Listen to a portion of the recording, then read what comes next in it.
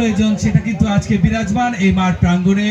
চতুর্থ গোলের চেষ্টায় সেখানে জার্সি নাম্বার 9 ছুটে গিয়েছিলেন দ্বিতীয় খেলায় সবুজ অঙ্গন সংঘ দোহার চারটি আক্রমণ করেছিলেন, সহজ 3টি সুযোগ পেয়েছিলেন, সেখান থেকে একটি ক্রস বারে লেগেছিলেন, সম্ভবত সেখানে এই সবুজ অঙ্গন সংঘ দোহারের ইমন একটি সুবর্ণ সুযোগ পেয়েছিলেন।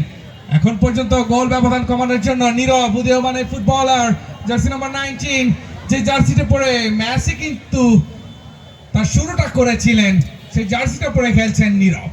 সুজন সুজন সুজন থেকে অপু এখন পর্যন্ত বিপদটা কাটেনি। তানভীর এই যাচ্ছে ক্লিয়ার করলেন, বাম পাশে রিফাতকে দিয়েছেন, রিফাত থেকে জার্সি নাম্বার 6 রাতুল থেকে ফয়সাল কাকে দেবেন? ফয়সাল থেকে আকাশ, যেই ছেলেটা খেলে যাচ্ছে ঝাক্কাস, সে আকাশ রয়েছে আজকে।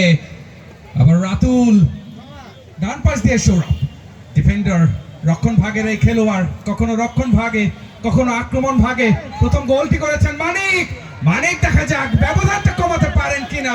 বাম পাশ দিয়ে আক্রমণের চেষ্টা বাড়িয়েছেন, সেখানে জুয়েলের উদ্দেশ্যে রাফিজ ঝাঁপিয়ে পড়েছেন, গ্লাভসে যে জাদুটা রয়েছে আমার মনে হচ্ছে চুম্বকীয় সে আঠাটা মেরে এসেছে রাফিজ। হাসান বিয়া হিরো প্লেয়ার, শক্তিশালী এই প্লেয়ার, ভালো খেলে যাচ্ছেন। আকাশ রহমতগঞ্জে খেলে থাকেন, আন্ডার 23 তে জাতীয় দলে খেলেছেন আকাশ। মালদ্বীপ, নেপাল, ভুটান সহ অমর কি করতে পারেন? ওপর থেকে সৌরভ ক্রসটা করেছেন, তায়েব তেমন কোনো চেষ্টা করতে হয়নি, সহজ বল ছিল। অ্যামেজিং ফুটবল, ফ্যান্টাস্টিক ফুটবল, যে আয়োজনটা হয়েছে, যে ইতিহাসটা রচনা হয়েছে দুধঘাটা বালুখণ্ড প্রগতিশীল সমাজ কল্যাণ সংঘের মাঠ প্রাঙ্গণে। It's amazing football. আমরা চাই বরাবরের ন্যায় আক্রমণ এবার কি হয়? হাসান বিয়া থেকে সেখানে জার্সি নাম্বার 9 প্রস্তুত ছিলেন, শটটা নেয়নি।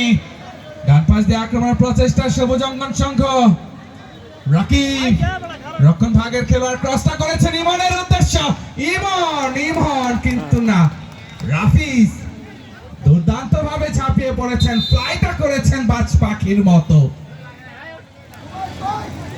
ব্যথা হয়েছে রাফিজ ফ্যান্টাস্টিক ফুটবলার, ফ্যান্টাস্টিক এই জিকে গোলরক্ষক, উদীয়মান এই ফুটবলার যদি ফুটবলটা ধরে রাখে আন্ডার 19 থেকে এই বিশ্বটা জয় করবে। 182 র্যাঙ্কিং থেকে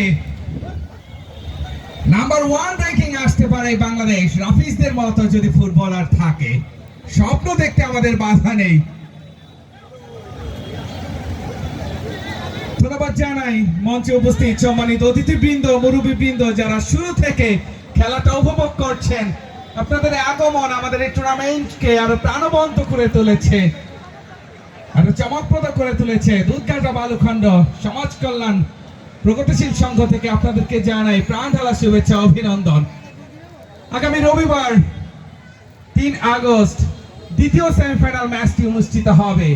উক্ত হাই ভোল্টেজ ম্যাচটিতে যে দুটি দল অংশগ্রহণ করবে, দোহারের ঐতিহ্যবাহী ক্লাব লটাখোরা চারতারা ক্লাব বনাম মানিকগঞ্জের ঐতিহ্যবাহী ক্লাব আটিপাড়া নবারণ প্রগতি সংঘ। উক্ত খেলাটি দেখার জন্য আপনারা সকলে আমন্ত্রিত। হাসান বিয়া থেকে আকাশ মতো মাঠের প্রাণভোমরা, মতো মাঠের দুই দেশীয় সীমানা যার নিয়ন্ত্রণে, সে আকাশ চমৎকার ড্রিবলিংটা হয়েছে।